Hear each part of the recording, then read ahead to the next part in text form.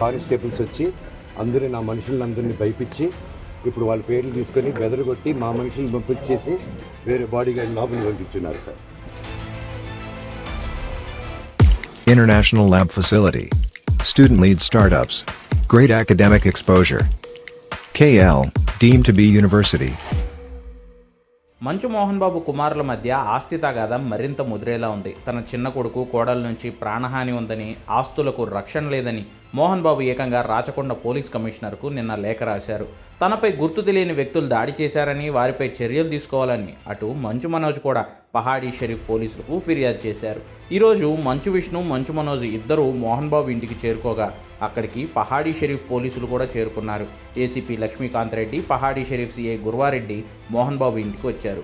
మరి పోలీసులకు అందిన ఫిర్యాదుల మేరకు ఏమైనా అరెస్టులు చేస్తారా, లేదా ఇది ఆస్తి వివాదమే కాబట్టి పెద్ద మనుషుల సమక్షంలో మధ్యవర్తిత్వం చేసుకుంటారా చూడాలి.